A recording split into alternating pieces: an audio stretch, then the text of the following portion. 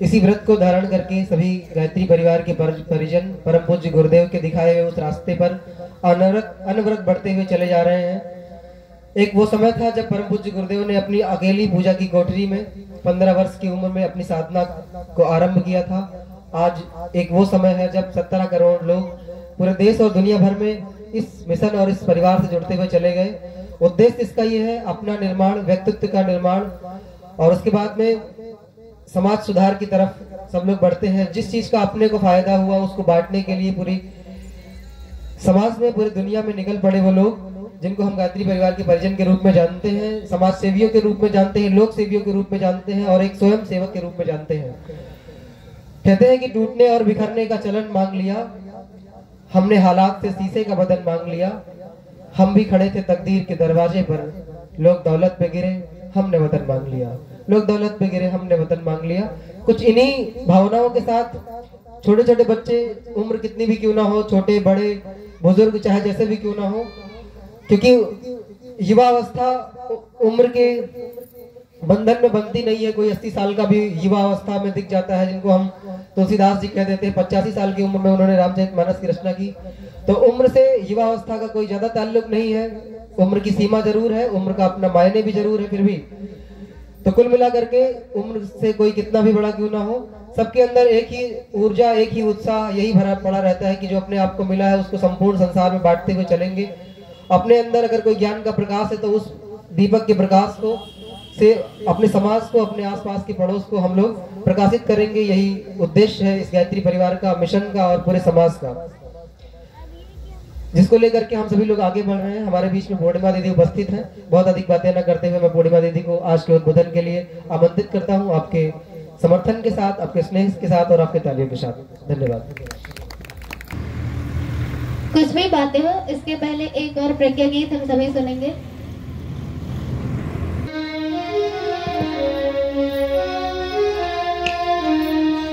युग धर्म निभाने को, युग धर्म निभाने को जो भी अकुलाता है, युग धर्म निभाने को, युग धर्म निभाने को जो भी अकुलाता है, उस जागृति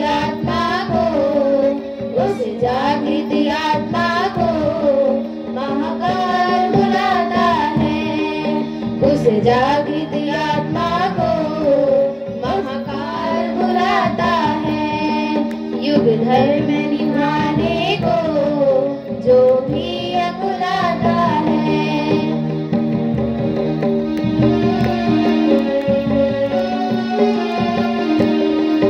जो युग पीड़ा पहचाने, युग ऋषि को अपना माने।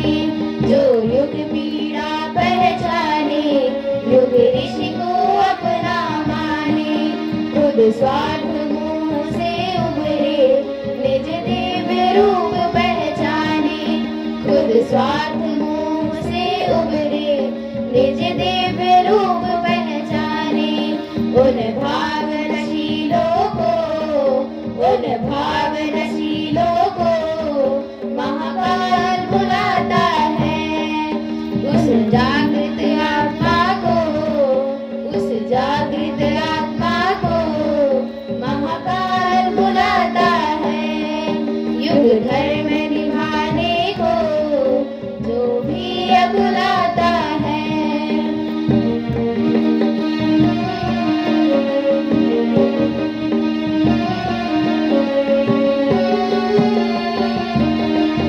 ओ वीर भूमि के वीरों, तुम अपने को पहचानो। ओ वीर भूमि के वीरों, तुम अपने को पहचानो। युग ऋषि आमंत्रण देता, कुछ कर जाने की ठानो। युग ऋषि आमंत्रण देता, कुछ कर जाने की ठानो।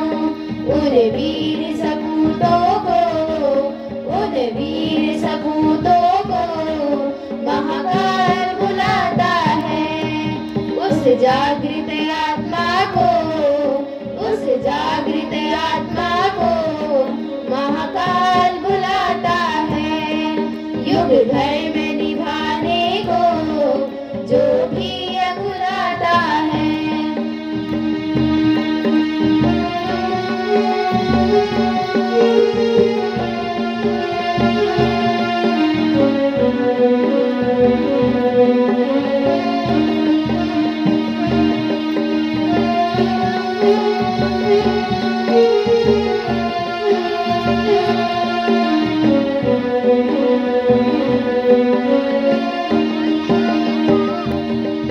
यदि दृष्टिकोण ना बदला तो खतरा ही खतरा है।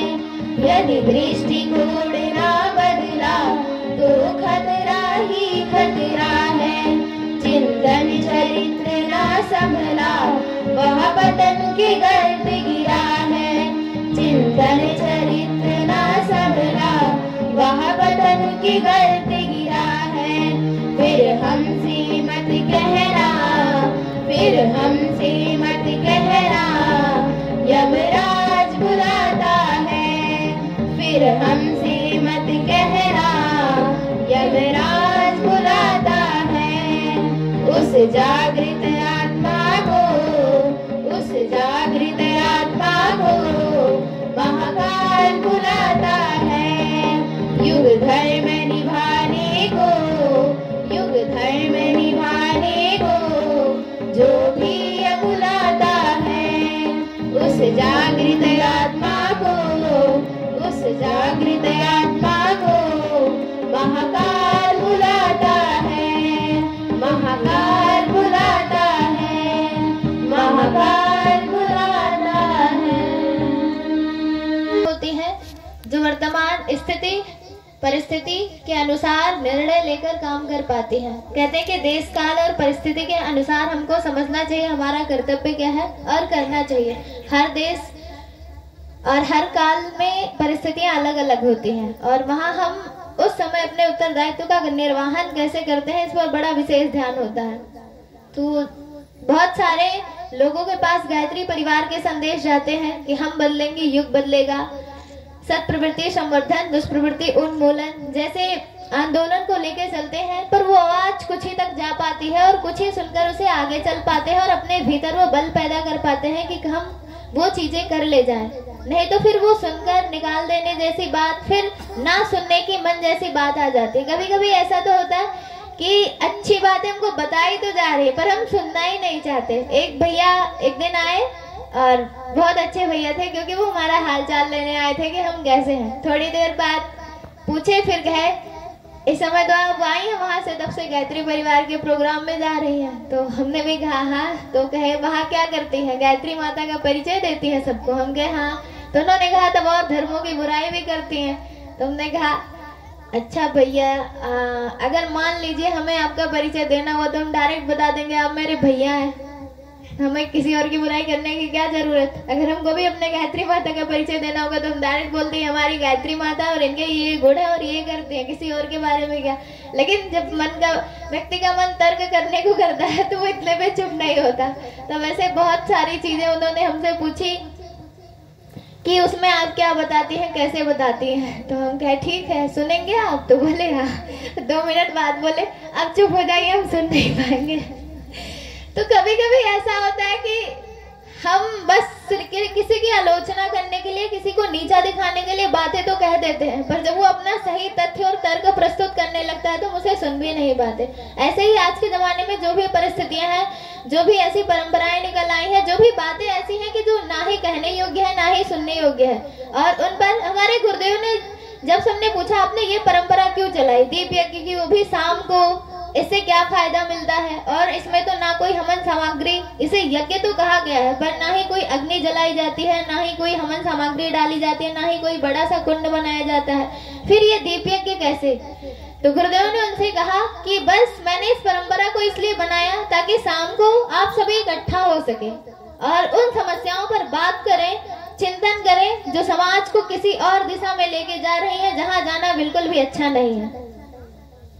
आप सब आपस में ऐसे इकट्ठा नहीं हो पाते, कम से कम दीप यज्ञ एक बहाना रहेगा कि आप इकट्ठा हो जाएंगे और अपनी बातों को रखेंगे कि ये चीजें गड़बड़ हो रही हैं, ये चीजें सही होनी चाहिए। परिवार का संतुलन कब बनता है? कभी कभी बिगड़ने लगता है, तब सब साथ बैठते हैं कि कहाँ कमी आ रही है, कहाँ नहीं आ रही है, तब जब बात करते हैं जो कुछ भी कमियां होती है एक दूसरे की पूरी की जाती है और फिर से वैसे व्यवस्था चलने लगती है। ऐसे ही सारी व्यवस्थाएं, चाहे वो समाज की हो चाहे हमारे राष्ट्र की हो, तो एक माध्यम बन जाता है कि अपनी बातों को अपने से अपने जो होते हैं वो हमारी बातें सुनते भी, उस पर गौर भी करते हैं और जहाँ सही भी होता है वो करते हैं। तो ऐसे जागृत आत्माओं का निमंत्रण भगवान महाकाल बार बार देते हैं। जब भी कोई गायत्री परिवार का छोटा सा कार्यक्रम हो या बड़ा सा कार्यक्रम हो, वो हमेशा बुलाता रहता है कि आइए। एक ऐसा आंदोलन छिड़ पड़ा है जो बहुत युगों के बाद आया। कहते हैं कि भगवान बार बार नहीं आते धरती पर, जब कभी बहुत बड़ा संकट आता है तब आते हैं। और इस समय संकट के तो बाद आप देख सकते हैं कि हर मन में दुर्योधन, हर मन में रावण। अब कहीं अलग देश में जाकर ढूंढने की जरूरत नहीं है, वो अपने ही भीतर मिल जाता है। व्यक्ति की दूसरे से लड़ाई छोड़िए, खुद पर दिन से ही लड़ता रहता है। एक विचार आया, अब उसको उस विचार से वो जीतने के लिए अनेक न जाने कितने सारे विचारों को सोचता रहता है। कभी कभी मन में आया कहीं ऐसा हो गया, तो वो तमाम सारे तर्क रखेगा, अपने ही मन में कहेगा नहीं ऐसा नहीं होगा, ऐसा नहीं होगा, खुद को बचाने के लिए। तो ऐसे आधा दिन तो खुद से ही लड़ाई लड़ने में बीत जाती है। तो इस समय हम कभी कभी अपने में ही उलझे हुए हैं और इस समय भगवान महाकाल की पुकार सुनकर हम उनके काम के लिए, जैसे पिछले 3 दिनों में जो भी कथाएं हुई, जो भी चर्चाएं हुई, वो सारी सामाजिक समस्याओं को लेकर हुई। पर आज कुछ अलग कि आज अब उसके लिए आप चल पड़िए। जिस देवी के पर्व को आज हम मना रहे हैं उसे सार्थक कर जाए। उस दीपक की जो प्रेरणा है वो हम अपने भीतर धारण कर ले, ऊंचा बनने की। और यही प्रेरणा जब सुनते हैं तो ऐसे दीदी हमारे बीच होती हैं। हम जब से पढ़ने गए हमको पता होता है कि वहाँ एक एक मिनट कितना उपयोगी होता है। अगर हम सोचते हैं कि 5-6 दिन की छुट्टी मिल जाए तो हम अपने सिलेबस को और अच्छे से पढ़ लें। और उस समय दीदियों ने सोचा, इनका इंटर्नशिप था, चाहती तो बहुत अच्छे से वहाँ तैयारी करते, लेकिन फिर भी इनको कुछ ऐसा लगा, इनके मन में वो जिज्ञासा थी। हमसे बार बार कहती है कि हमको गुरुदेव के बारे में जानना, उनसे काम करना है। और हम दीदी को पहले नहीं मिले थे, बस 2 मिनट बात हुई। दीदी लंच कर रही थी, हम भी वहीं थे और दीदी ने कहा कि हाल चाल ठीक है। हमने कहा हाँ। दीदी ने कहा, हमने पूछा आप घर जा रहे हैं? तो दीदी ने कहा नहीं। तो हमने पूछा हमारे घर चलेंगी? और बस इतने में हाँ हो गई। बोले कि हाँ चलेंगे। इतने में तो आप हम 3 दिन से कथा कह रहे हो, पूरे गांव में कह रहे हैं कि जो भी हमारी आवाज सुनने कृपा आ जाए। 3 दिन बाद भी वो नहीं आते। और दीदी दिल्ली की और दीदी बिजनौर की, और हमारा इनसे कोई भी पहले का रिश्ता नहीं रहा। लेकिन कोई कोई होता है कि आत्मा का रिश्ता होता है, एक ही बार जब किसी से मिलते लग जाता है कि नहीं ये तो जन्म जन्मांतरों का रिश्ता है। और दीदी उस महाकाल के पुकार को सुनकर, दीदी का परिवार ना ही गायत्री परिवार से पहले जुड़ा था और ना ही अभी उतना दीदी कहती है कि हम गुरुदेव और माता जी के बारे में जानते हैं, ना ही गायत्री मिशन को उतना अच्छे से समझते हैं। फिर भी जब कभी नेक काम होता है तो कुछ ऐसी ही जागृत आत्माएं, दिव्य आत्माएं अपनी आहुति देने के लिए चली आया करती हैं। तो ऐसी ही दो दीदियां हमारे बीच है, देव संस्कृति विश्वविद्यालय की, जिसका नाम लेते ही हृदय और मन में एक अजीब सी शांति महसूस होती है, गौरव होता है अपने आप का कि हम वहाँ के विद्यार्थी हैं जहाँ से पूरी दुनिया प्रकाश लेती है।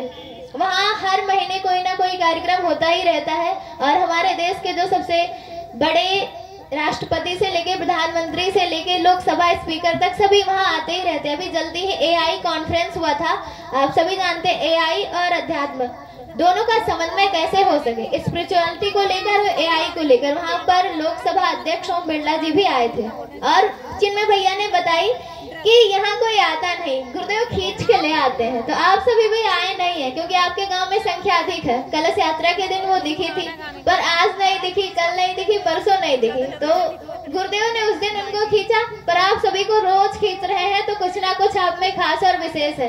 क्योंकि उस दिन इतनी बारिश हो रही थी, इतनी बारिश हो रही थी कि कोई अपने घर से भी बाहर नहीं निकल पा रहा था। बहुत अधिक उस समय हरिद्वार में बारिश हो रही थी। और एक बार चिन्मय भैया ने कहा था कि आप आ रहे हैं, तो उन्होंने कहा नहीं, इतनी बारिश है और प्रशासन मना कर रही है कि आप जाएंगे तो अव्यवस्था फैल जाएगी, और उन्होंने मना कर दिया। चिन्मय भैया ने कहा कोई बात नहीं, हम अपना कार्यक्रम आगे बढ़ा रहे हैं। 10 मिनट बीता होगा, उधर से फोन आया, नहीं हम आ रहे हैं। तो भैया ने कहा हम किसी को बुलाते नहीं, महाकाल खींच के ले आते हैं। तो आप जाके देखेंगे शांति कुंज में आपके घर से भी सामान्य सुविधाएं हैं, बहुत सामान्य सा सबका जीवन, और उनके बारे में जब जानेंगे तब तो आपको लगेगा कि ये तो ऋषि है, महर्षि है, ऋषिकाएं यहाँ रहती हैं। पर वैसे अब जब देखेंगे तो हम सभी से भी दिखने में साधारण लगते हैं वो लोग, पर विशेषता बहुत भीतर भरी रहती है। दीप यज्ञ के दिन क्या होता है? पहले तो दीप यज्ञ होता है, कुछ मंत्र बोले जाते हैं, आपसे कुछ बातें साझा की जाती है जैसे कि भैया ने आपसे किया, और अंत में एक ऐसा क्रम आता है जब हम सभी को दक्षिणा देनी होती है। दक्षिणा समझते हैं आप क्या देनी होती है? पैसा वैसा ना नहीं, हमारे गुरुदेव कहते हैं कि हमको अपनी बुराई दे दो और हमसे अच्छाइयां ले जाओ। हमारे गुरुदेव ये दक्षिणा मांगते हैं। दुनिया का हर व्यक्ति, कोई भी व्यक्ति मिल जाए, कितना भी महान क्यों ना हो, वो ये नहीं चाहेगा कि आपकी कमियां उसमें आ जाए। अपनी अच्छाइयां तो देने को बताएगा, पर ये नहीं कहेगा अपनी कमियां हमको दे दो, हमारी अच्छाइयां ले जाओ। अब कहेगा अच्छाइयां तो ले जाओ, पर कमियां देने को कभी नहीं कहेगा। तो गुरुदेव हमारे दुनिया के एकमात्र ऐसे व्यक्ति हैं कि आप अंगुलमाल के रूप में आइए तो भी क्या, आम्रपाली के रूप में आइए तो भी क्या, और मूर्ख कालिदास के रूप में आइए तो भी क्या, किसी भी रूप में आइए, वो आपका स्वागत करते हैं उसी भाव के साथ जैसे कोई बच्चा करता है, मतलब जैसे किसी बच्चे का एक माँ करती है। तो ऐसा अंतःकरण हमारे गुरुदेव का। और इतना ही नहीं, गुरुदेव से जुड़ने के बाद हमको बहुत कुछ मिलता है। हम उन्हें वेद मूर्ति कहते हैं, ज्ञान मूर्ति कहते हैं, युग दृष्टा कहते हैं। इस युग के सबसे बड़े लेखक के रूप में वही जाने जाते हैं, इस युग के सबसे बड़े तपस्वी के रूप में यही जाने जाते हैं, और सबसे अधिक प्रेम लुटाने वाले के नाम पर भी वही जाने जाते हैं। हमारे गुरुदेव अपने शिष्यों से बार बार कहा करते थे कि बेटा, आपसे कोई कहे कि आपके गुरु, तपस्वी, लेखक और बहुत सारी चीजें कहते थे, नेता वक्ता नहीं है तो मान लेना, पर यदि कोई आपसे कहे कि आपके गुरु आपको प्रेम नहीं करते तो कभी मत मानना, क्योंकि हमने जीवन में बस एक ही चीज बांटा है, प्रेम प्रेम प्रेम। और प्रेम हम जिसे करते हैं, हमारा भाव होता है सदैव वो ऊंचा उठे, हम उसकी खुशी के लिए कुछ भी करने को तैयार हो जाते हैं। तो हमारे गुरुदेव कभी कभी ऐसा होता था कि किसी और के संकट को भी खुद पे ले लेते थे, बस उसकी खुशी के कारण।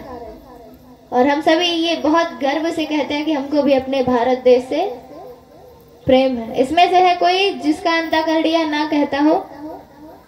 कोई ऐसा व्यक्ति हाथ उठाए जिसके अंतःकरण में ये बात ना आती हो कि हमें भी देश से प्रेम है? नहीं, इसका मतलब आप सभी करते हैं। तो प्रेम में हमने सुना है समर्पण भी किया जाता है, जहाँ अपना कुछ बचता ही नहीं, समर्पण का नाम भी वही होता है।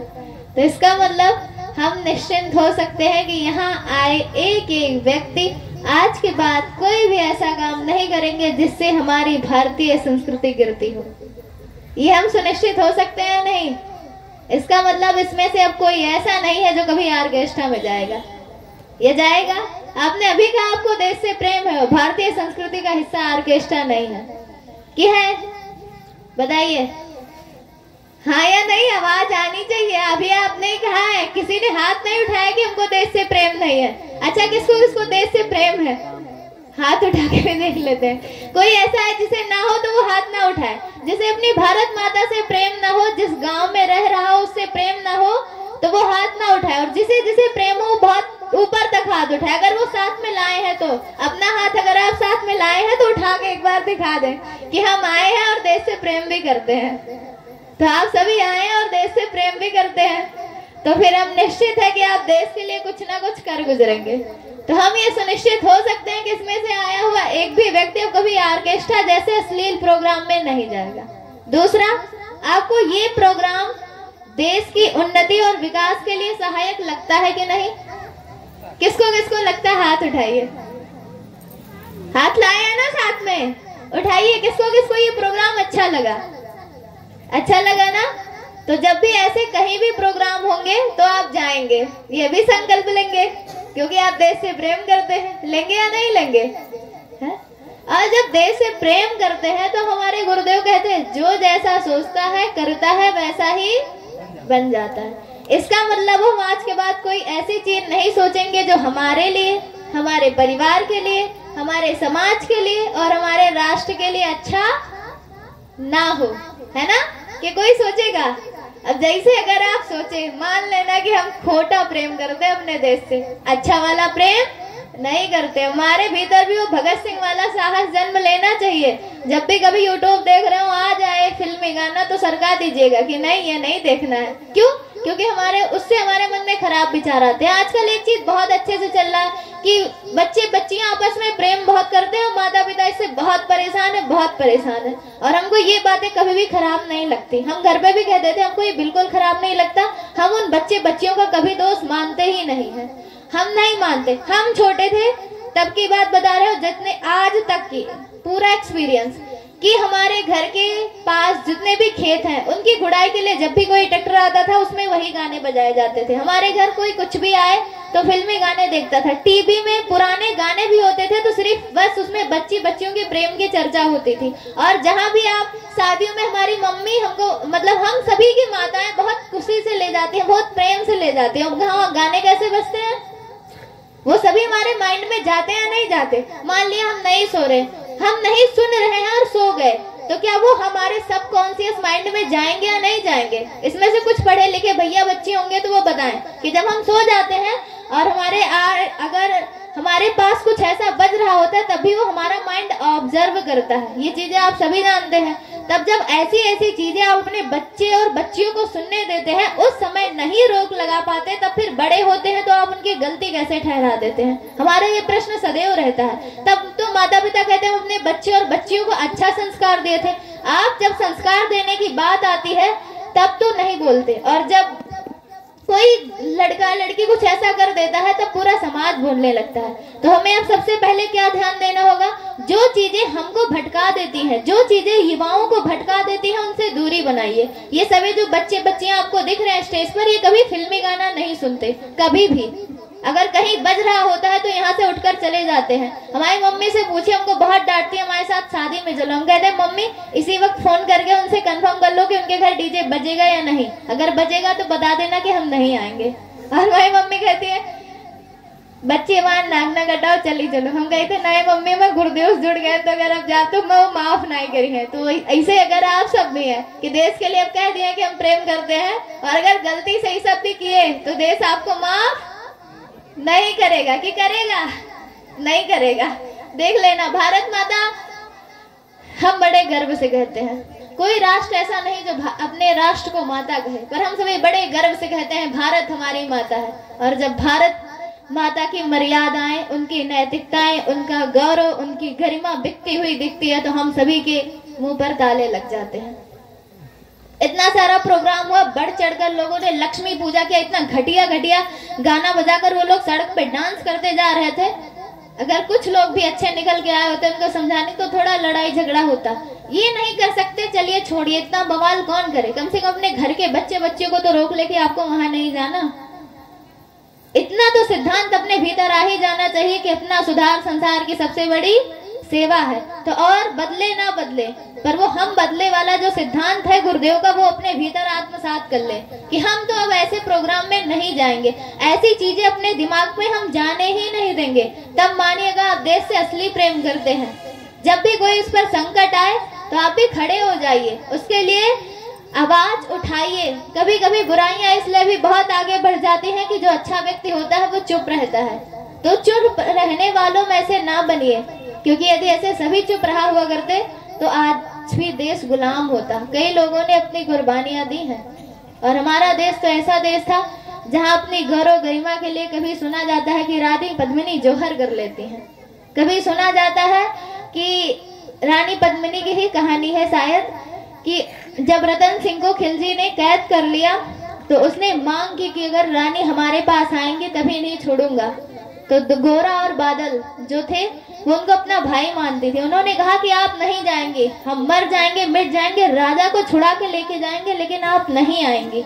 और आपको पता होगा कि उन्होंने लड़ाई में अपनी जान गंवा दी, पर वो अपने गांव के, अपने समाज की जो देवियां थी उनकी कितनी इज्जत करते थे, इस बात से अंदाजा लगा सकते हैं। और आज हमारे ही गांव में, हमारे ही बाजार में, हम जिस समाज में रहते हैं उसी समाज की अपनी ही बहन लगने वाली बहन को बहन नहीं मान पाते। न जाने ये घटिया चिंतन हमारे अंदर कैसे आ गया, हमारे बेटों के अंदर कैसे आ गया, हमारी बेटियों के अंदर कैसे आ गया। और जब ये आया है तो इसे जाना भी पड़ेगा, क्योंकि नहीं जाएगा तो समाज का खोखला रूप आपके सामने है। और आगे जब अभी ऐसा रूप है तो 10 साल बाद कैसा होगा भगवान जाने। तो जो सबसे बड़ा प्रतिबंध लगाने की जरूरत है, जो हर समस्या का जड़ है, ये गाने। और आपके सामने 3-4 दिन से लगातार अच्छे अच्छे गीत जा रहे हैं। जब कोई आप अच्छा गीत सुनते हैं तो आपके मन में मनोभाव कैसा होता है? यही असली दीप यज्ञ है कि आपके भीतर भी वो चिंगारी जग जाए, वो प्रकाश जग जाए। हमारे गुरुदेव कहते थे प्रकाश स्तंभ बनिए, कि जो लोगों को प्रकाश दे सके। रोल मॉडल बनिए जो लोगों को अपने जीवन से कुछ सिखा सके। दूसरों के जीवन से हम तो बहुत सीखते हैं, पर अपने जीवन का उदाहरण हम कब देंगे कि हम भी इतने अच्छे हैं और आप भी इतने अच्छे बनिए। जब हमारे भीतर वो सद्गुण होंगे तभी तो दे पाएंगे। तो जो चीजें अच्छी नहीं है उनको आज ही हमें नकार देने की आवश्यकता। और सबसे अधिक जहाँ से इन सारी कमियों का जड़ है, अच्छा भला व्यक्ति भी जब फोन लेके बैठता है और धीरे धीरे वो न जाने किस दुनिया में खो जाता है। आप सभी फोन देखते होंगे और हम भी देखते हैं, पर कभी कभी हम सर्च करते हैं, यूट्यूब पे चीजें देखते हैं, हमको बहुत तकलीफ होती है तो फोन देखना बंद कर देते हैं, क्योंकि वो सारी समस्याएं देश की हमको उस फोन में दिख जाती हैं। और बहुत सारी चीजें हम सर्च कर करके देखते रहते हैं। अभी हम सर्च कर रहे थे तो WHO के द्वारा ये पता चला कि 20 में से कोई एक ही व्यक्ति ऐसा होता है जो पूर्णतः स्वस्थ होता है। क्या हमारे लिए गंभीर संकट नहीं है?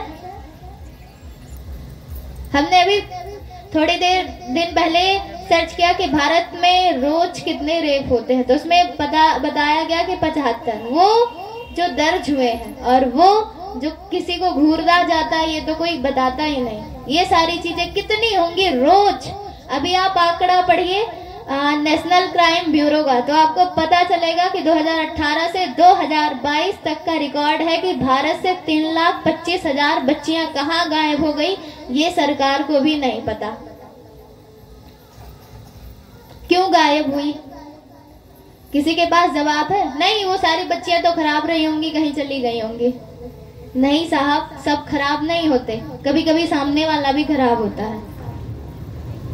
तो ये सारी चीजें हम जानते ही नहीं। क्यों? क्योंकि फोन का इस्तेमाल बस हम रील देखने में, कॉमेडी देखने में और अपना समय बर्बाद करने में करते हैं, इससे ज्यादा और कुछ भी नहीं करते। जब आप देखेंगे आपका देश किस पीड़ा की स्थिति से गुजर रहा है ना, तो आपके भीतर भी वो पीड़ा जन्म लेगी। ये जन्मदिन में बस यही सिखाया जाता है, अप दीपो भवा, अपना प्रकाश बनिए और दुनिया को प्रकाश दीजिए। महात्मा बुद्ध के जीवन से संबंधित है इस दीप यज्ञ की कथा।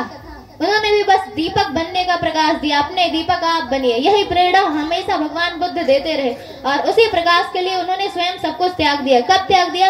जब उन्हें दिखाई दिया कि समाज में कितना सारा सवाल है। आप अपने लिए कोई एक बच्चा और बच्ची बता दे कि हम IAS बनना चाहते हैं और दिन रात मेहनत करते हैं, अगर 3 घंटे का टारगेट बना लिया तो साल में कोई ऐसा एक भी दिन नहीं जाता कि हम 3 घंटा ना पढ़े हो। कोई ऐसा है जो पूरी ईमानदारी के साथ कह सकता है?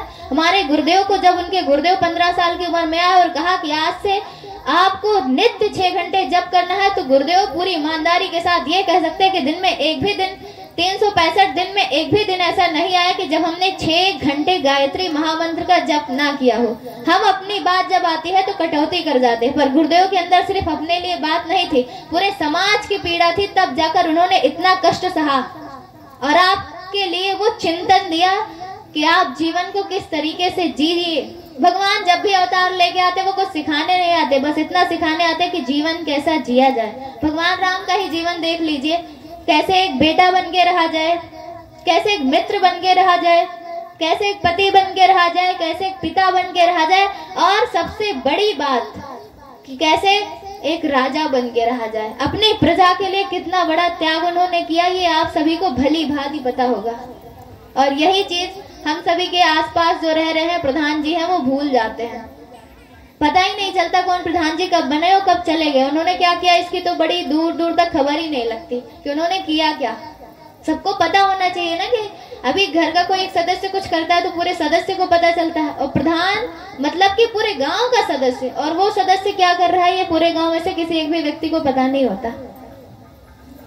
तो फिर कैसा रिश्ता रहा।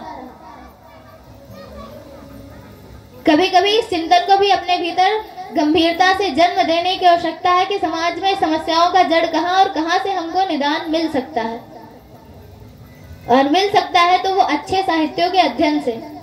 और जब हम अपने कर्तव्य का बोध करें, कहते हैं कि धर्मो रक्षति रक्षिता, जब हम धर्म की रक्षा करते हैं तो धर्म हमारी रक्षा करता है। इसका साफ इतना मतलब है जो हमें समझ में आता है कि अपने कर्तव्य को जब हम भली भांति करते हैं तो सारी चीजें व्यवस्थित और संतुलित रूप से चलती रहती हैं, और जब उन्हें हम छोड़ देते हैं तो फिर वो भी हमें हमारा साथ छोड़ देती हैं। तो इसीलिए जो भी हमें अपने कर्तव्य मिले हैं वो करें। साथ ही साथ समय बड़ा प्रतिकूल है, इस समय देखिए तो हर किसी पे बड़ा संकट छाया हुआ है, तो कुछ उस प्रार्थना के स्वर में अपने स्वर भी मिलाइए। अभी आपको पता होगा कि दादाजी इतने दिन से बीमार थे, और हमारे जानने वालों में से अभी हम जितने को जानते हैं वो सभी किसी न किसी वजह से पीड़ित हैं। तो भी समय ऐसा है जब लोगों के लिए प्रार्थनाएं करने की आवश्यकता है। कैसी प्रार्थनाएं? वैसी प्रार्थनाएं जैसे अपने बेटे और बेटियों के लिए निकलती है जब हमारा बच्चा बीमार होता है, तब वैसे हर किसी के लिए करने की आवश्यकता है। भारत एक ऐसा देश है जो कहता है वसुधैव कुटुंबकम, पूरी वसुधा ही हमारी कुटुंबी है, यानी हमारी सगी है, हमारी सहयोगी है। तो ऐसे देश में निवास करके उस देश प्रेम को हम ना झलका पाए तो फिर कोई फायदा नहीं। और हम सभी ने भी कहा है कि हम सभी क्या करते हैं, देश से प्रेम करते हैं ना। तो अब ये चीजें आप करेंगे, हम बहुत इस बात से निश्चिंत हो गए कि जो पीड़ा हमारे भीतर थी वो पीड़ा आप लोगों के भीतर भी चली गई होगी, और आप भी अब शांत बैठने वालों में से नहीं है। अब आप भी अपने घर अपने बेटे बेटियों को वही संस्कार देंगे जो कि भारतीय मर्यादा के अनुकूल है, भारतीय संस्कृति के अनुकूल है, जो संस्कृति पूरे विश्व को मार्गदर्शन देने में समर्थ है। वही संस्कृति हमारी संस्कृति, देव संस्कृति, भारतीय संस्कृति है, और वो हमारे गांव की महिलाओं और सभी को समझाने की आवश्यकता बिल्कुल नहीं। वो सब भली भांति जानते हैं कि कहाँ गड़बड़ियां होती है और कहाँ सुधार होना चाहिए। तो आप सभी इस तरफ अपने कदम बढ़ाएंगे, ये आशा हमको बहुत अच्छे से बध गई हृदय में कि अब तो अच्छा होगा। तो इसी के साथ एक और उम्मीद कि अब ये सब आप कर कैसे पाएंगे, इनकी योजनाएं आपके मन में आएंगी कैसे, कैसे आप लोगों को अच्छा विचार देंगे। किसी और को प्रकाश देने के लिए स्वयं का प्रकाशित होना भी तो जरूरी है। अब आप चाहते हैं कि हम किसी को जाके कुछ अच्छा बताएं, अब कभी कभी हमें ही यहाँ डर लग जाता है कि हम क्या बोलेंगे, क्या अच्छा बताएंगे, फिर याद आता है नहीं अपनी पीड़ा जो है वो तो कह पाएंगे, तो बोल देते हैं। नहीं तो हमको तो बोलना नहीं आता, ये हमको भी पता और सबको भी पता होगा कि यहाँ बैठते ही चुप हो जाते हैं 2-3 मिनट, कुछ आता ही नहीं है। तो इतना तो बताएंगे, वो आएगा गुरुदेव की पुस्तकों से, उनके सत साहित्यों से। गुरुदेव कहते थे देखने में तो ये 3 उंगलियां लिख रही हैं, पर ये कार्य और योजना दोनों भगवान की है, करने कराने वाला यह वही है, और इस योजना में जो भी सहयोगी होगा वो जन्म जन्मांतरों के लिए धन्य हुआ चला जाएगा। तो वो जो सौभाग्य हमारे लिए आया है, इसमें से बहुत लोग जुड़े हैं। श्रेया की मम्मी भी जुड़ी हैं। उनसे जब आप कभी पूछेंगे गुरुदेव से जुड़ने का अनुभव क्या हुआ, तो आपको बताएंगे तो आपकी आंखें गीली हो जाएंगी। हर व्यक्ति जो भी यहाँ हमारे गुरुदेव से जुड़ा, आप लोग शायद नहीं भी जुड़े हो, पर हमारे हर बात पे गुरुदेव गुरुदेव का नाम आता है, ये तो आप सुनते ही होंगे। क्यों आता है? शायद कुछ ना कुछ बड़ी विशेषताएं रही होंगी, ऐसे ही नहीं आता किसी का नाम। हमको तो बचपन में उतना पूजा पाठ भी करना बिल्कुल अच्छा नहीं लगता था। मम्मी के डांटने पे शायद कभी कभी जल चढ़ाना अगरबत्ती हो जाता था, लेकिन जब चीजें वास्तविक रूप से समझ में आ जाती है, वैज्ञानिक ढंग से उनका महत्व पता चल जाता है, तब मन करता है कि बस यही का नाम तो जीवन है, यही हमको करना चाहिए। और तब फिर किसी के कहने पे भी हम बंद नहीं करते। तो उन चीजों को अच्छे से समझ रहे हैं। ऐसे गुरुदेव से, ऐसे महाकाल से जुड़े तो बहुत सारी किताबें यहाँ लगी हुई हैं, आप पढ़िए। माना कि आप नहीं पढ़ी लिखी हैं, पर आपकी बेटी और बेटियां तो पढ़ी लिखी होंगी। उनसे कहिए इन किताबों को पढ़िए, और जब आप उनको सुनेंगे तो लगेगा ऐसा प्रखर चिंतन, ऐसा अद्भुत चिंतन, और हम इससे कितना दूर रहे।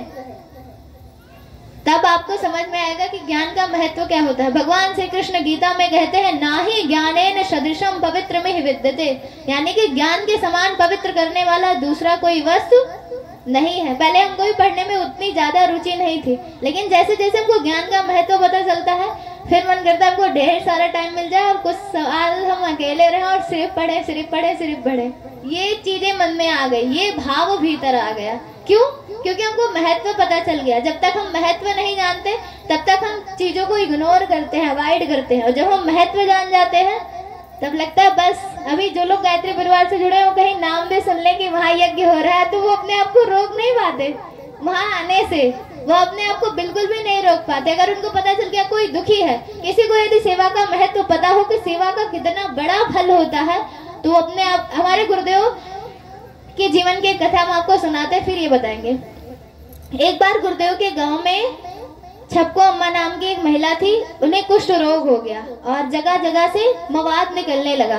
तो फिर वो छोटी जाति की थी, और पहले तो हमारे देश में जाति पात बड़ा चलता था, अभी कहीं कहीं शायद हो, पर उस समय तो बहुत चरम पे था। तो गुरुदेव को ये देखकर रहा नहीं गया, उनके भीतर वो सेवा वाला गुण डेवलप हो गया और वो चले गए और उन्होंने उनकी सेवा की, मरहम पट्टी लगाई। तब जब उनके घर वालों को पता चला, क्योंकि गुरुदेव थे ब्राह्मण घर से, उनके घर वाले लाठी लेके आगे खड़े थे। अब घर में आपको घुसना नहीं है। गुरुदेव ने कहा क्यों? तो वो बोले कि आप एक नीच जाति की महिला की सेवा करके आए हैं, और ये रखा है गंगा जल घड़े में भर के, पहले इससे स्नान करो, खुद को पवित्र करो, तब आपको घर में घुसने देंगे।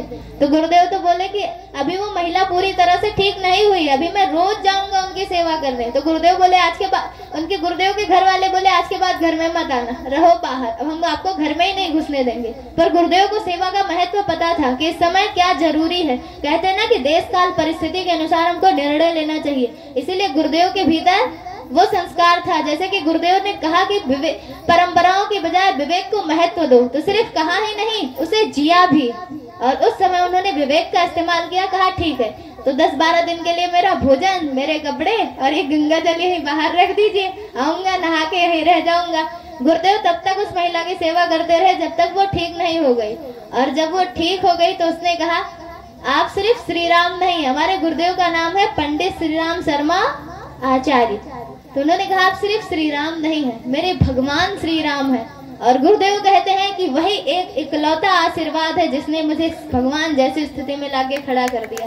और आज हम सभी भी उन्हें कहते हैं भगवान महाकाल। कहते हैं कि हमारे गुरुदेव महाकाल के अवतार हैं। क्योंकि आप कौन सा सपना देखते होंगे? हम IAS बन जाएंगे, और ये भी नहीं कंफर्म है कि IAS बनने के बाद एक जिले की जो जिम्मेदारी मिली उसे अच्छे से निभाएं। इससे बड़ा क्या सपना देखेंगे? प्रधानमंत्री बन जाएंगे। हमारे गुरुदेव ने इससे भी बहुत बड़ा सपना देखा कि हम पूरे युग को बदलने वाले युग दृष्टा बन जाएंगे, युग ऋषि बन जाएंगे। तो ऐसा सपना जो है वो भगवान के भीतर ही पलता है। आप 2-4 से प्रेम करते होंगे, ज्यादा से ज्यादा अपना परिवार, अपना समाज, अपना गांव, अपना देश। पर हमारे गुरुदेव के लिए चींटी से लेकर पूरे विश्व में व्याप्त हर एक व्यक्ति उनका अपना था। आप विदेशों में जाएंगे तो आपको गुरुदेव के चाहने वाले मिल जाएंगे, आपसे भी अधिक। क्योंकि जो लोग विदेश में रहते हैं, मानिए कि वहाँ ठंडी बहुत पड़ती है और हमारे भारत देश में गर्मी होती है, फिर वो यहाँ खींचे चले आते हैं। हम देखते हैं हमारी यूनिवर्सिटी में बहुत सारी विदेशी लड़कियां हैं और जिनसे हम कभी बात भी नहीं कर पाते क्योंकि उनकी भाषा ही अलग होती है। तो उनका अनुभव कैसे जाने, पर उनको देख कर लगता है कि गुरुदेव से जुड़ने का अनुभव हमसे भी गहरा इनके पास है, वरना उतना अच्छा देश छोड़ के कौन आता। सब लोग यही कहते हैं हमारा भारत देश तो परंपराओं में उलझा हुआ है। तो हमारे गुरुदेव तो ऐसे थे जो सेवा का महत्व जानते थे। तो ऐसे ही जब हम कभी सेवा का महत्व जानेंगे तो तीसरा आदमी दुखी होगा तो कभी अपने आप को पीछे नहीं खींचेंगे, उसके लिए खुद को झोंक देंगे। तो जब हम चीजों का महत्व जानते हैं तो करने के लिए स्वतः ही आगे आ जाते हैं, और जब नहीं जानते तो फिर वो मन जो है कुतर्कों का चाल जो है बुनने में बहुत तेज है, उसके भीतर श्रद्धा का अंकुर जो है वो जल्दी प्रस्फुटित नहीं होता।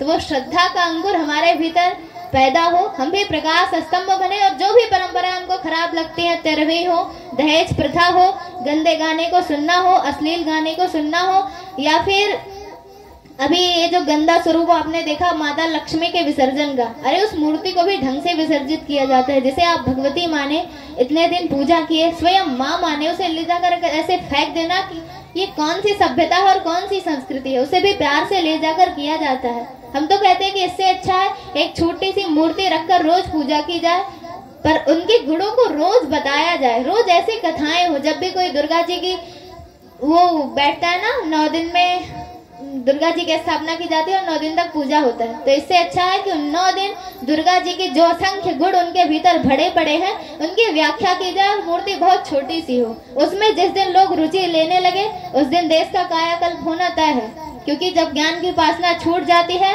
तो अंधविश्वास जन्म ले लेता है, और जिस दिन ज्ञान की उपासना पूरा शुरू हो जाती है उसी दिन हमारे भीतर का, हमारे अंतस का प्रकाश जन्म लेने लगता है। तो हम सभी ऐसे बने, ऐसे ज्ञान की दृष्टि, विवेक की दृष्टि हमको मिले, गुरुदेव के सूत्रों को अपने भीतर उतारे और महान बने, महामानव बने, क्योंकि हमारे गुरुदेव कहते हैं आपके भीतर अनंत संभावनाएं भरी पड़ी है, अनंत सामर्थ्य भरी पड़ी है और आप बहुत कुछ कर सकते हैं। आप छोटे हैं तो क्या हुआ, बड़े हैं तो क्या हुआ, छोटे हैं तो अपने कर्तव्य को निभाइए। कुछ लोग कहते हैं कि हम तो बहुत बूढ़े हो गए, अब हम कुछ नहीं कर सकते। देखिए गोस्वामी तुलसीदास जी ने 89 साल की उम्र में रामचरितमानस लिखना शुरू किया था, तो कोई उससे भी कम का यहाँ होगा, तो ज्यादा कुछ नहीं कह सकते। तो शंकर भगवान ने जो पार्वती से कहा वो आला करिए, कहा उमा में अनुभव अपना, सतहरि भजन जगत सब सपना। तो भजन करिए, क्योंकि भगवान से बढ़कर भगवान का नाम होता है और इसी में ज्ञान विज्ञान छुपा होता है। अब इसका तर्क और तथ्य क्या है, हमारे गुरुदेव 5वीं पढ़े थे, सभी को पता है, ज्यादा नहीं पढ़े थे, स्कूल नहीं गए थे। हमारे गुरुदेव ने 3200 किताबें लिखी और 6 घंटा गायत्री महामंत्र का जप उसका सबसे मुख्य कारण बताया। तो वो चीज, और नहीं ज्यादा दूर जाना चाहते तो प्रेमानंद जी जीवित है ना, उनका उदाहरण तो सबसे सटीक है, वो देखिए। तो इन सब चीजों को करिए और अपने आप को उन खराब विचारों से, खराब गानों से दूर रखिए, क्योंकि जैसा हम सुनते हैं, जो जैसा सोचता है, जैसा करता है, वह वैसा ही बन जाता है। गुरुदेव आप सभी में यह सार्थक करें। बहुत बहुत शुभकामनाएं और मंगल कामनाएं। धन्यवाद।